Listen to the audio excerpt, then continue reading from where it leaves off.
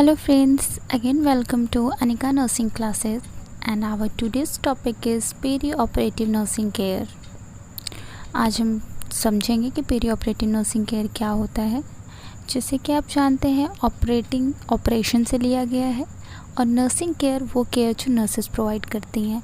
Peri operative nursing care वो होता है जो सर्जरी के टाइम पे प्रोवाइड किया जाता है। लेकिन ये 3 पार्ट में डिवाइडेड होता है, सर्जरी के पहले, सर्जरी के बीच में और सर्जरी के बाद में। इन तीनों को मिला के पेरी ऑपरेटिव नर्सिंग केयर बोलते हैं। देख लेते हैं।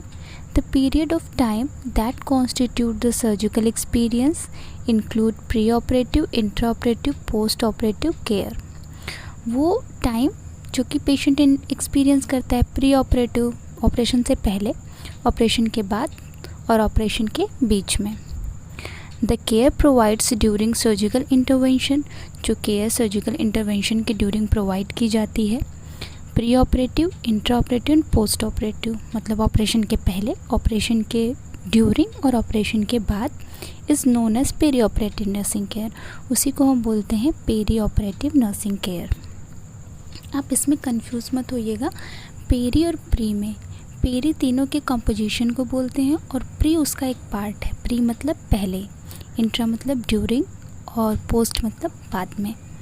अब 1 बाय 1 देखते हैं। Pre operative nursing care, care before surgical intervention, surgery के पहले जो केयर प्रोवाइड करते हैं उसको बोलते हैं pre operative nursing care.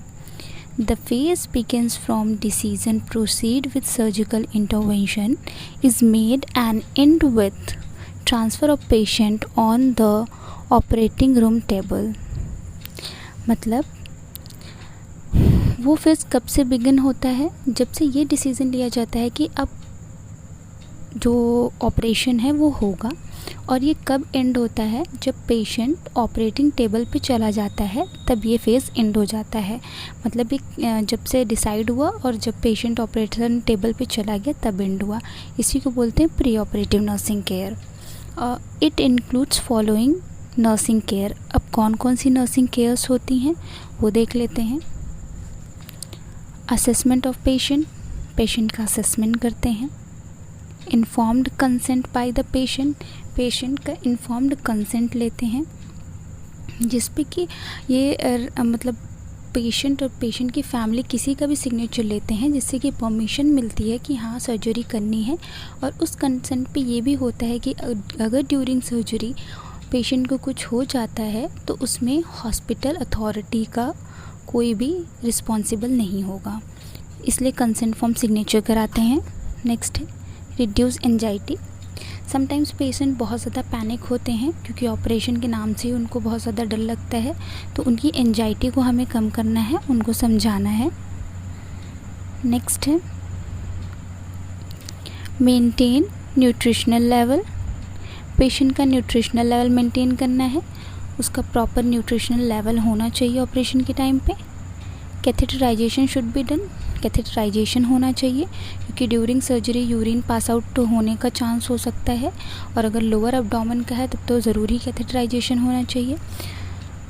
Next है provide knowledge to patient regarding surgical procedure.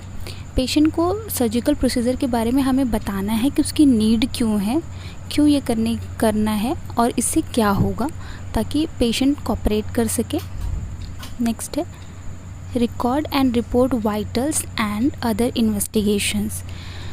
जितने भी रिकॉर्ड्स होंगे मतलब उसको रिकॉर्ड करेंगे, जितने भी वाइटल्स होंगे, जितने भी इन्वेस्टिगेशंस होंगे उसको रिकॉर्ड करेंगे। वाइटल्स क्योंकि अगर ज़्यादा लो बीपी है या हाई बीपी है तो भी सर्जरी नहीं करते हैं, ज़्यादा प्रॉब्लम हो जाती है। टेम्परेचर का प्रॉब्लम है तो भी नहीं करते हैं। तो वाइटल्स पहले प्रॉपर लेंगे, उसके बाद इन्वेस्टिगेशन में सर्जरी के पहले कुछ इन्वेस्टिगेशन होते हैं, ब्लड टेस्ट होते हैं, HIV टेस्ट होते हैं, हेपेटाइटिस टेस्ट होते हैं। ये सारे टेस्ट करा के ही किया जाता है ऑपरेशन, ताकि उस हिसाब से ऑपरेशन किया जा सके और कोई प्रॉब्लम ना हो। तो वो सारी चीज़ें हम इंश्योर करते हैं, वाइटल्स लेते हैं, इन्वेस्टिगेशन करते हैं और रिपोर्ट करते हैं डॉक्टर को, फिजिशियन को हम रिपोर्ट करेंगे। नेक्स्ट है provide psychological support to the patient and family members also. Patient को और फैमिली को साइकोलॉजिकल सपोर्ट देंगे कि अगर ज़्यादा क्रिटिकल कंडीशन है तो बहुत ज़्यादा पैनिक करते हैं फैमिली वाले, तो उस टाइम पे उनको थोड़ा साइकोलॉजिकल सपोर्ट की ज़रूरत होती है। तो पेशेंट को और उनकी फैमिली को साइकोलॉजिकल सपोर्ट प्रोवाइड करेंगे। Provide pre operative medication to the patient such as pre anaesthetic drug, antibiotic.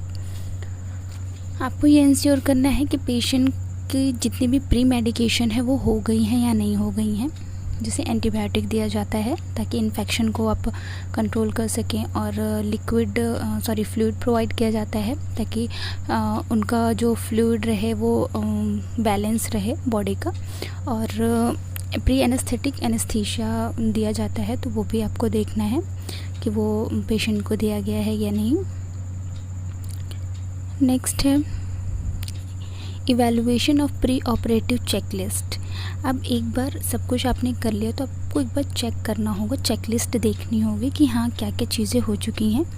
First है हिस्ट्री कलेक्शन हुआ है या नहीं, फिज़िकल एग्जामिनेशन प्रॉपर हुआ है या नहीं, पेशेंट को कोई ड्रग एलर्जी तो नहीं है, लेबोरेटरी इन्वेस्टिगेशन, जितनी भी इन्वेस्टिगेशन बोली थी उसकी रिपोर्ट्स आ चुकी हैं या नहीं, ईसीजी क्यों करेंगे, पेशेंट का हार्ट रिदम वगैरह सही है या नहीं, रिकॉर्ड एंड रिपोर्ट वाइटल्स देखेंगे, प्रॉपर डॉक्यूमेंटेशन प्रॉपर हुआ है या नहीं हुआ है वो भी चेक करेंगे।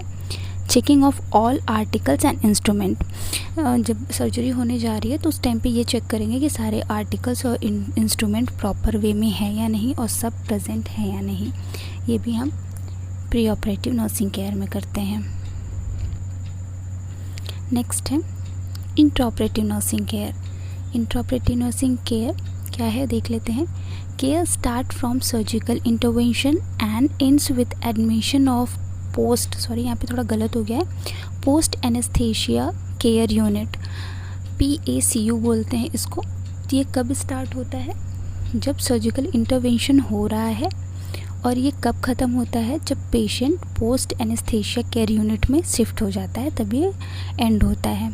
मतलब जितनी देर सर्जरी हो रही है उसको ही हम बोलेंगे intraoperative nursing care. It includes the following nursing steps. इसमें कौन कौन से स्टेप्स हैं वो देख लेते हैं। Maintains aseptic control environment. Aseptic control environment मतलब कोई भी इन्फेक्शन नहीं होना चाहिए, सारी चीज़ें एकदम क्लीन, नीट एंड क्लीन होनी चाहिए, कोई भी इन्फेक्शन का चांस नहीं होना चाहिए। तो एसेप्टिक हमें कंट्रोल इन्वायरमेंट हमें मेंटेन करना है। नेक्स्ट है proper positioning of the patient. Surgical intervention के हिसाब से प्रॉपर पोजीशनिंग होनी चाहिए, जैसे सुपाइन पोजीशन, लिथोटॉमिक पोजीशन, जैसी भी सर्जरी है उस हिसाब से पोजीशन होनी चाहिए। Next completes intra operative documentation. जितने भी डॉक्यूमेंटेशन है इंट्रा ऑपरेटिव के वो सारे कंप्लीट होने चाहिए, जैसे मेडिकेशंस प्रोवाइड हो गई हैं या नहीं हो गई हैं, या फिर जो भी आगे होने वाला है वो सारे डॉक्यूमेंटेशन होने चाहिए। नेक्स्ट है ensure that the sponge, needle and instruments are correct and working. आपको ये चेक करना है कि जितने भी इंस्ट्रूमेंट वहाँ पे रखे हैं वो सही हैं, मतलब जो यूजेबल है वही हो, और वो सही वर्किंग कंडीशन में है या नहीं। ऐसा तो नहीं है कि वो वर्क नहीं कर रहे हैं प्रॉपर, तो वो भी चेक करना है। Next report change in patients vital. Proper monitoring करते रहते हैं ऑपरेशन के टाइम पे कि उसके वाइटल्स में कोई चेंज तो नहीं हो रहा है। सडन BP डाउन होने लगती है, सडन BP हाई होने लगती है, उसके लिए जो क्रैश कार्ड होता है वहाँ पे इमरजेंसी मेडिकेशन रखी होती हैं उसको ट्रीट करने के लिए, तो भी आपको मेंटेन करते रहना है और रिपोर्ट करते रहना है जो भी सर्जन होगा, फिजिशियन जो भी वहाँ पे प्रेजेंट होंगे उनको। Next maintain fluid loss by IV infusion. जब पेशेंट सर्जरी के लिए जाता है तो IV इन्फ्यूज़न उसका कंटिन्यू चलता रहता है, और उसके पहले भी उसका IV इन्फ्यूज़न हुआ रहता है। क्यों? ताकि उसका ब्लड लॉस ज़्यादा ना, फ्लूइड लॉस ज़्यादा ना हो और पेशेंट शॉक में ना जाए। ज़्यादा फ्लूइड लॉस होने की वजह से पेशेंट के शॉक में जाने की कंडीशन होती है, तो इसलिए फ्लूइड IV इन्फ्यूज़न को चेक करते हैं। Next provide psychological support to the patient. Patient sometimes proper unconscious नहीं होते हैं, कॉन्शियस कंडीशन में होते हैं, वो आपसे थोड़ा बहुत बात भी करते हैं, तो उनको प्रॉपर साइकोलॉजिकल सपोर्ट देना है कि हाँ ठीक है बस अब होने वाला है। जैसे भी आप उनको साइकोलॉजिकल सपोर्ट दे सके, उनको बेटर फील कराना है। नेक्स्ट है असेसिंग पेशेंट इमोशनल स्टेटस। आपको उनका इमोशनल स्टेटस भी देखना है कि वो ज़्यादा सैड तो नहीं हो रहे हैं, ज़्यादा डीप तो नहीं जा रहे हैं। Next assist the surgeon during operation. एक नर्स होती हैं जो कि वॉश होती हैं, तो वो क्या करती हैं, वो सर्जन को असिस्ट करती हैं ड्यूरिंग ऑपरेशन। एक वॉश नर्स होती है, एक सर्कुलेटिंग नर्स होती है, तो वो दोनों असिस्ट करती हैं। Next post operative nursing care. The post-operative period can be divided into first, immediate post-operative period, the day of surgery; second, early post-operative period, next day of the post-operative phase; third, late post-operative period. Post-operative care क्या होता है, जब patient की surgery हो गई है उसके बाद वो पोस्ट एनेस्थेटिक केयर यूनिट में आ गया है, अब वहाँ से post operative nursing care start होता है। इसको 3 पार्ट में डिवाइड किया गया है: immediate post operative period, early post operative period and late post operative period. General post operative care includes, क्या कौन कौन सी केयर होती हैं? Monitoring of vital sign. Surgery के बाद भी पेशेंट को 24 आवर्स रखा जाता है प्रॉपर मॉनिटरिंग में, उसका वाइटल्स देखते हैं। Monitoring the surgical wound check करते हैं कि उसमें कोई प्रॉब्लम तो नहीं हो रही है। केयर ऑफ इंसर्टेड डिवाइस, जो भी डिवाइस इंसर्ट की गई है जैसे कैथेटराइजेशन वगैरह किया जाता है तो वो चीज़ें चेक करते हैं। पोजीशनिंग, प्रॉपर पोजीशनिंग है या नहीं, पेशेंट की पोजीशन की वजह से कोई प्रॉब्लम तो नहीं हो रही है या फिर वो कोई ऐसी पोजीशन में तो नहीं है जिससे वुंड को कुछ प्रॉब्लम हो सकता है, तो वो देखेंगे। Rehabilitation, pain and nursing care in the post operative period. Patient का पेन चेक करेंगे, उसको प्रॉपर मेडिकेशन देंगे और उसकी नर्सिंग केयर प्रॉपर प्रोवाइड करेंगे। Sleep and post operative care, patient proper sleep ले रहा है या नहीं, और जितनी भी पोस्ट ऑपरेटिव केयर होती है उसको प्रॉपर कंफर्ट डिवाइसेस प्रोवाइड कराना और प्रॉपर वो नींद ले पाए इसलिए उसको कुछ मेडिकेशन देना, तो ये चेक करते हैं। हाइजीन, पेशेंट का प्रॉपर हाइजीन मेंटेन करना, क्योंकि ऑपरेशन के तुरंत बाद पेशेंट इतना एबल नहीं होता है कि वो अपनी हाइजीन टोटली मेंटेन कर पाए, तो वो भी देखना होता है। Monitoring of the nausea and vomiting, patient को नोजिया या फिर वॉमिटिंग तो नहीं हो रही है, ये भी मॉनिटर करना है। नेक्स्ट है monitoring of urine output monitor करते हैं, यूरिन कलर मॉनिटर करते हैं।